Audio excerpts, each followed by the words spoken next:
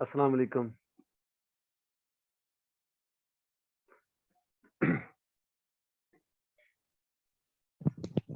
वालेकुम अस्सलाम सर। क्या क्या हाल हाल है? है सर आपका? मैं ठीक हूँ। अभी एक स्टूडेंट थोड़ा वेट कर लें या डिस्कशन स्टार्ट कर दें टेस्ट की? सर वेट कर लें बाकी स्टूडेंट्स का। चलो ठीक है।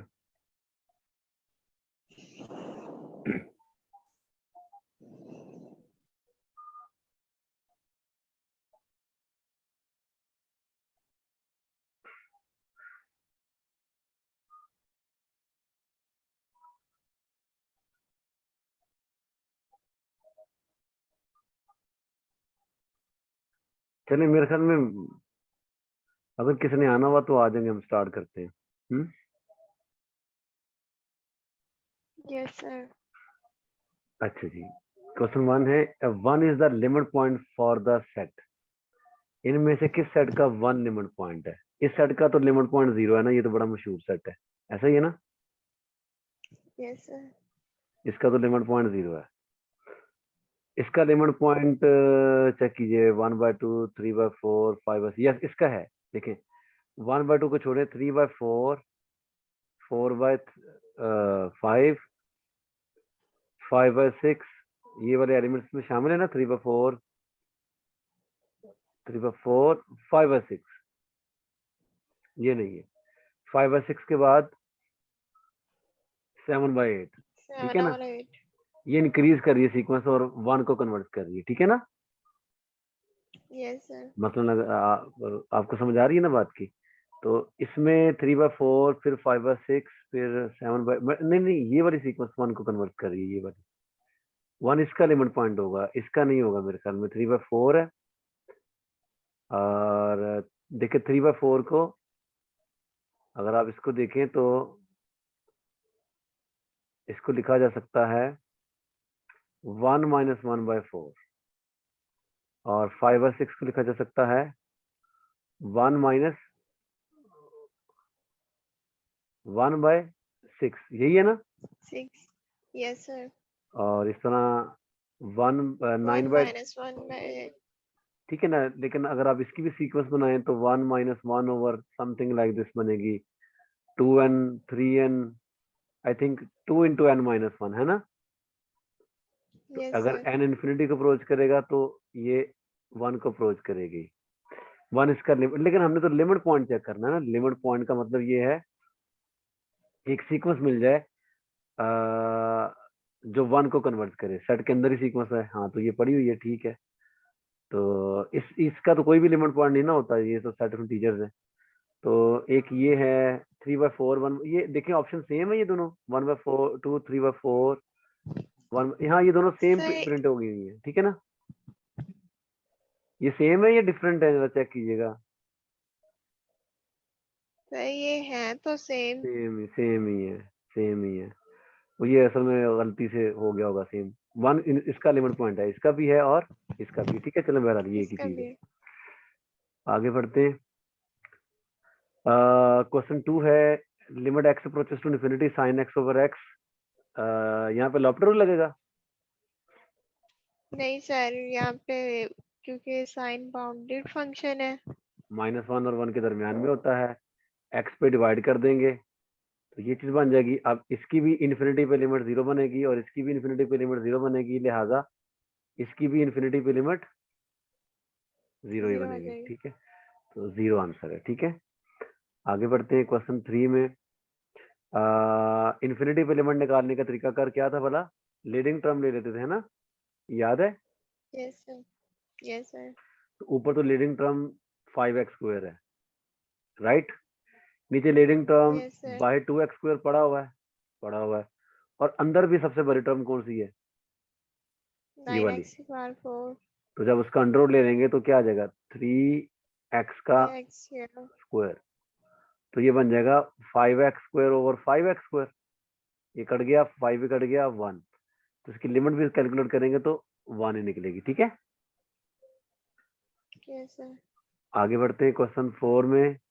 इसमें आप देखें, सेपरेट कर लें limit x approaches to 1 x की 9-1 ओवर x-1 और limit x approaches to 1 sine x-1 over x-1। एक x-1 इधर कर दिया, एक इधर कर दिया। अब इसका तो आंसर क्या है? 1 है, ठीक है। 1 यहाँ पे 0/0 फॉर्म बन रही है, तो इस पे लगा दे लॉपटर रूल। क्या आ जाएगा? 9x की 8 ओवर 1। तो x की जगह 1 पुट करेंगे, बाद में लिमिट सॉल्व करेंगे तो ये 1 हो जाएगा। तो 9 × 1 9 आपका आंसर आ 9 जाएगा। ये आपका आंसर है, ठीक है। Yes sir. ओके, आगे बढ़ते हैं क्वेश्चन 5 में। Limit x approaches to 0 natural log of x is bigger than 0। जैसे जैसे x इन्फिनिटी को अप्रोच 0 को अप्रोच करता है फ्रॉम द राइट, तो नेचुरल लॉग ऑफ x आपको पता है किसको अप्रोच करता है वाला? Negative negative. Infinity. Very good, आपको तो पता है माशाल्लाह, आपको तो सारा आता है। Very good. The function f of x is equal to 1 over x belongs to n is, क्या है फंक्शन ये? Continuous on n। तमाम नेचुरल नंबर्स पे कंटिन्यूज है। हाँ, तमाम नेचुरल नंबर्स पे कंटिन्यूज। डोमेन है है, क्यों है बोला? सर, इसकी लिमिट भी एग्जिस्ट करती है। नहीं, लिमिट तो लेनी नहीं बेटा। इसकी डोमेन देखें, डोमेन क्या है बोला? लिमिट तब लेनी होती है ना जब सेट ऑफ जिस पॉइंट पे आप लिमिट निकालने जा रहे हो वो पॉइंट आपका वो वाला, सुन तो लें। इस पॉइंट पे अपने लिमिट निकालनी हो, वो पॉइंट आपका लिमिट पॉइंट हो। तो कोई भी नेचुरल नंबर लिमिट पॉइंट तो नहीं है ना नेचुरल नंबर्स का। लिमिट निकाले यस बगैर सर। ही ये कंटिन्यूज है एन पर, क्योंकि set of natural number N का कोई लिमिट पॉइंट होता है? There is no limit point of नहीं दिस सेट। सर।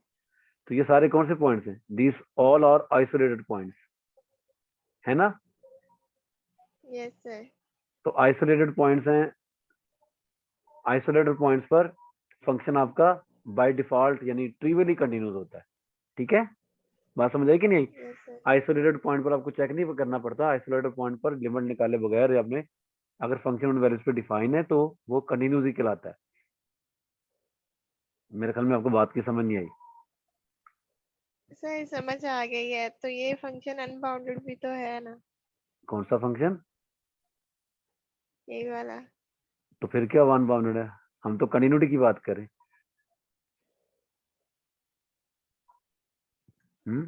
फिर क्या वन बाउंडेड है तो?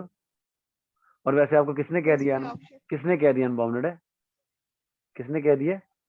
एन की जगह 1 पुट बाउंडेड करें, है, सॉरी। 1 है, वन बाउंडेड है। 2 पुट करेंगे तो 1/2 आएगा। बाउंडेड है। बाउंडेड अगर नहीं भी होता, इवन बाउंडेड। देन बाउंडेड अगर ना भी होता फिर क्या था? हमने तो कंटिन्यूटी चेक करनी। Hmm yes sir. Okay, a constant function may have a discontinuity of type. Constant function की डिसकंटिन्यूटी कौन से टाइप की हो सकती है भला? कांस्टेंट फंक्शन किसी भी पॉइंट पर डिसकंटिन्यूस नहीं होता, ठीक है। A constant function yes sir. May have discontinuity of type. Constant function क्या होता है? इसको बोलते हैं ना constant function. F of x is equal to C for all X belongs to R. तो ये तो तमाम पॉइंट्स पर कंटिन्यूस होता है, तो इसके अंदर कोई भी डिसकंटिन्यूटी नहीं होती, ठीक है। Question 8, a strictly decreasing function may have discontinuity of the type. जो डिक्रीज कर रहा होता है फंक्शन वो किस किस्म की डिसकंटिन्यूटी रख सकता है? ये मैंने वैसे आपको लेक्चर में भी समझाई हुई है, ये वाली बात पढ़ी हुई है आपने? सर नहीं। पढ़ाई हुई है मैंने लेक्चर के अंदर। जो डिक्रीजिंग फंक्शन होता है ना, वो किस किस्म की डिसकंटिन्यूटी रख सकता है? डिक्रीजिंग फंक्शन किस तरह का हो सकता है, या इस तरह का हो सकता है? ऐसा ही होता है डिक्रीजिंग फंक्शन। Yes sir. अब ये कंटिन्यूस है ना, कंटिन्यूस हो सकता है यूं हो, यहां पर ब्रेक हो, ब्रेक के बाद आगे फिर फंक्शन यूं हो, है ना। तो ये कौन सी डिसकंटिन्यूटी होगी, बता सकती हैं कुछ? Yes sir. इस पे लेफ्ट लिमिट भी एग्जिस्ट कर रही क्या? है, इस राइट लिमिट भी एग्जिस्ट कर रही है, फंक्शन की वैल्यू भी एग्जिस्ट कर रही है, लेफ्ट लिमिट भी एग्जिस्ट कर रही है, राइट जब लिमिट, ठीक है, लेफ्ट लिमिट भी एग्जिस्ट कर रही है, राइट लिमिट भी एग्जिस्ट कर रही है, लेकिन लेफ्ट लिमिट राइट लिमिट के बराबर नहीं। यानी जो फंक्शन की वैल्यू है, अगर ये पॉइंट ए है, आई मीन टू से इसको मैंने गलत बना दिया, यहाँ नहीं बनाना चाहिए था, यहाँ बनाना चाहिए था यूं। ए पॉइंट पर फंक्शन की राइट लिमिट भी है, लेफ्ट लिमिट भी है, वैल्यू भी है, लेकिन तीनों चीजें एग्जिस्ट कर रही हैं, लेकिन इसकी राइट लिमिट जो है वो वैल्यू के बराबर है,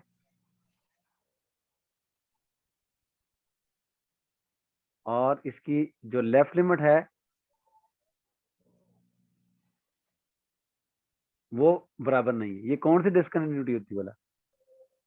sir jump discontinuity, discontinuity discontinue, या इसको दूसरे लफ्जों में बोले ना, डिसकंटिन्यूटी ऑफ टाइप 1 के टाइप 2 है। टाइप 1 वन, टाइप 1, शाबाश। तो ये डिसकंटिन्यूटी टाइप 1 की हो सकती है इसमें, ठीक है। डिसकंटिन्यूटी ऑफ टाइप 2 की क्यों नहीं हो सकती भला? टाइप 2 की डिसकंटिन्यूटी उसमें एक लिमिट लिमिट, एग्जिस्ट नहीं करती। एक लिमिट एग्जिस्ट नहीं करती। अगर एक लिमिट एग्जिस्ट नहीं करेगी तो फंक्शन यहाँ से फर्ज कर लो, यहाँ पर लेफ्ट लिमिट एग्जिस्ट नहीं कर रही, नहीं करेगी तो फंक्शन या यूं होगा, नीचे को जाएगा ना, यूं। तो फिर ये फंक्शन डिक्रीजिंग नहीं यस सर। रहेगा। क्यों? फंक्शन यहाँ से नीचे आ रहा है और यहाँ से आगे फिर बढ़ गया, तो छोटी वाली उस पर बड़ा जवाब और बड़ी वाली उस पर छोटा जवाब आ रहा है, यानी डिक्रीजिंग या इंक्रीजिंग जवाब नहीं आ रहा। बात समझ आ रही कि नहीं आ रही? Yes sir. नहीं समझ आई आपको? मैं ये कह रहा हूँ कि अगर इस तरह की कोई बात बनती है ना, तो होगा क्या? होगा यूं कि सपोज ये फंक्शन है, और अगर लेफ्ट पॉइंट पर ये ए था, और अगर लेफ्ट लिमिट नहीं एग्जिस्ट कर रही, तो लेफ्ट लिमिट क्या होगी? यानी फंक्शन यूं बनेगा ना, यूं, एग्जिस्ट नहीं कर रही, यूं बनेगा फंक्शन। तो फंक्शन यहाँ से नीचे आ रहा है नीचे। Yes sir. अब यहाँ पर जो वैल्यू है वो ए से छोटी है, ये जो नंबर है ना बी, ये ए से छोटा है, इस पर फंक्शन का आंसर क्या है बोला? यहाँ पर। और बड़ी वाले इस पर फंक्शन का आंसर क्या है? बड़ा। अब छोटी वाले इस पे फंक्शन का आंसर छोटा आ रहा है, बड़ी वाले इस पे आंसर बड़ा आ रहा है, तो ये डिक्रीजिंग तो ना हुआ फंक्शन। तो अगर फंक्शन यस सर। डिक्रीजिंग है तो लाजमी तौर पर उसकी removable discontinuity, sorry, discontinuity of type 1 ही हो सकती है, डिस्कंटिन्यूटी ऑफ टाइप 2 नहीं हो सकती, ठीक है। Is that clear? Yes sir. हाँ जी। और रिमूवेबल डिस्कंटिन्यूटी भी नहीं हो सकती, ठीक है, उसको भी आप चेक कर सकते हैं आसानी के साथ। क्वेश्चन 9 की बात करते हैं। कहता है the function F of x is equal to sine x plus mod of x plus under root x square plus 1 is discontinued. Discontinuous किस पॉइंट पर है? चेक करते हैं किस पॉइंट पर। ये तो कंटिन्यूस ही होगा ना हर पॉइंट पर साइन एक्स फंक्शन में, ठीक है ना। Yes sir. ये किन पॉइंट्स पर कंटिन्यूस होगा? ये भी तमाम रियल नंबर्स पर कंटिन्यूस होगा, है ना, नजर आ रहा है? Yes sir. क्योंकि अंडर रूट के नीचे नेगेटिव नंबर बनना नहीं, ठीक है, डिनोमिनेटर है कौन नहीं। तो ये जो फंक्शन है ये आपको पता है किस पर डिसकंटिन्यूस है? इंटीजर्स पर। इंटीजर्स पर डिसकंटिन्यूस होता है, पता है ना। ये मॉड फंक्शन जो होता है, ये मॉड कह रहा हूँ, ये ब्रैकेट फंक्शन जो होता है, ब्रैकेट फंक्शन। तो इंटीजर्स पर ये डिसकंटिन्यूस होता है, डिसकंटिन्यूस ऑन इंटीजर्स। तो ये तो तमाम पर कंटिन्यूस होता है, ये भी तमाम पर कंटिन्यूस है। ये वाला फंक्शन इंटीजर्स पर डिसकंटिन्यूस है, तो ओवरऑल तीनों फंक्शंस का जो सम बनेगा वो भी इंटीजर्स पर डिसकंटिन्यूस होगा। अब इंटीजर्स कितने हैं? काउंटेबली मैनी कि अनकाउंटेबली मैनी? काउंटेबली मैनी, ठीक है। Is that clear? Yes sir. और यहाँ पर ईच मतलब तमाम रियल नंबर पर। तमाम पर तो डिसकंटिन्यूस नहीं है ना, इंटीजर्स पर डिसकंटिन्यूस है, तो ये नहीं हो सकता। किसी पॉइंट पर भी डिसकंटिन्यूस नहीं है, ये भी गलत है। अनकाउंटेबली मैंने, ये भी गलत है, ठीक है जी। तो ये आपका बी आंसर है। क्वेश्चन 10 कहता है which of the following function is discontinuous. इनमें से कौन सा फंक्शन डिसकंटिन्यूस है? लॉगरिथमिक फंक्शन हमेशा कंटिन्यूस होता है, 0 से लेकर इन्फिनिटी तक ओपन इंटरवल में, ये तो कंटिन्यूस है, ये तो ओके है, ठीक है, ये कंटिन्यूस है। टेंजेंट फंक्शन अपनी डोमेन के तमाम पॉइंट्स पर कंटिन्यूस होता है, ये भी कंटिन्यूस है। ये वाला जो फंक्शन है, ये वाला function x square minus 4, x square minus 4 को इक्वल टू 0 पुट करेंगे तो एक्स की वैल्यू निकलेंगी प्लस माइनस 2। प्लस माइनस 2 पर ये डिसकंटिन्यूस है, लेकिन प्लस माइनस 2 आपकी डोमेन में शामिल ही नहीं है। ये देखें ना, आपकी डोमेन -2 यहाँ पर, 2 यहाँ पर, और -2 से लेकर 2 तक क्लोज इंटरवल का कॉम्प्लीमेंट लिया हुआ। कॉम्प्लीमेंट मतलब ओपन इंटरवल नेगेटिव इन्फिनिटी से -2 और फिर ओपन इंटरवल 2 से इन्फिनिटी ये बनेगा, तो उसमें -2 और 2 तो शामिल नहीं है। सो इनके अलावा तो बाकी तमाम पॉइंट्स पर ये कंटिन्यूस ही है। तो यही फंक्शन है जो कि डिसकंटिन्यूस है। ये डायरेक्टलेट फंक्शन टाइप का था, मैंने कल भी एक्सप्लेन किया था, ये डिसकंटिन्यूस है ना, किया था ना? Yes sir. हाँ जी, तो ये आपका डिसकंटिन्यूस फंक्शन है। मैंने कल भी एक्सप्लेन किया था, इसलिए मैं इसको दोबारा एक्सप्लेन नहीं कर रहा, लेक्चर में भी एक्सप्लेन मैंने इसको किया हुआ है। तो ये था जी आपका टेस्ट। देख ले, कोई डिस्कशन करनी है टेस्ट के मुतालिक तो ठीक है, वरना इस मीटिंग को क्लोज करते हैं और उसके बाद दोबारा मीटिंग लगाते हैं जिसमें अगले लेक्चर की डिस्कशन करते हैं। ठीक है सर अभी टाइम है ना? टाइम तो है, लेकिन इसको क्लोज कर देते हैं ना, तो अगले लेक्चर की डिस्कशन कर लेते हैं। अगर आपको इसमें से कुछ क्वेश्चन पूछना है तो पूछ लें। सर काउंटेबल अनकाउंटेबल सेट इसका बता दे।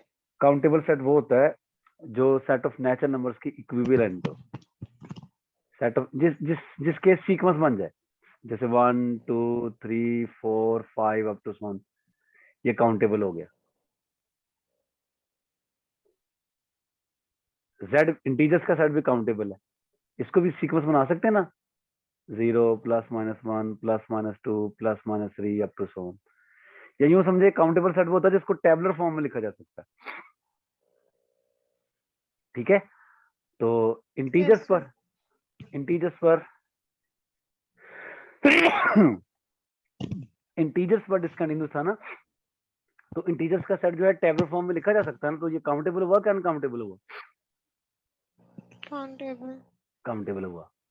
तो वो सेट जिसकी टेबुलर फॉर्म में एग्जिस्ट करती है वो काउंटेबल होता है। ठीक है, ओके। Yes sir.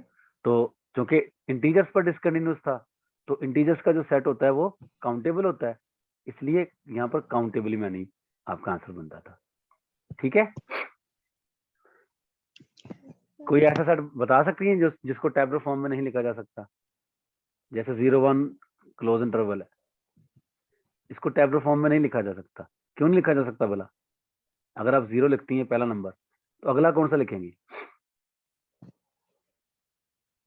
पता ही नहीं। पता ही नहीं। ठीक है ना, पता ही नहीं, तो ये कौन सा सेट होगा? अनकाउंटेबल। अनकाउंटेबल।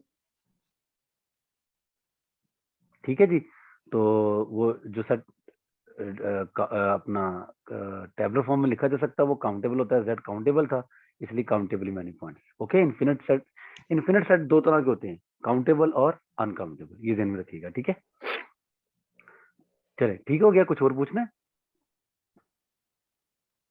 ठीक है। क्या? सेट ऑफ रियल नंबर भी अनकाउंटेबल होगा? बिल्कुल, देखो ना, ये जो मैंने सेट बनाया है, ये तो सेट ऑफ रियल नंबर्स का सबसेट है ना। ठीक है, यस सर। यही नहीं लिखा जा सकता टेबुलर फॉर्म में, तो ये कैसे लिखा जाएगा फिर? इसमें तो एलिमेंट्स इससे भी ज्यादा है। ठीक है, ये भी अनकाउंटेबल होगा। और कुछ? सर आपने अभी जो बताया इनफाइनाइट सेट काउंटेबल भी होते हैं अनकाउंटेबल भी, वो भी बताया।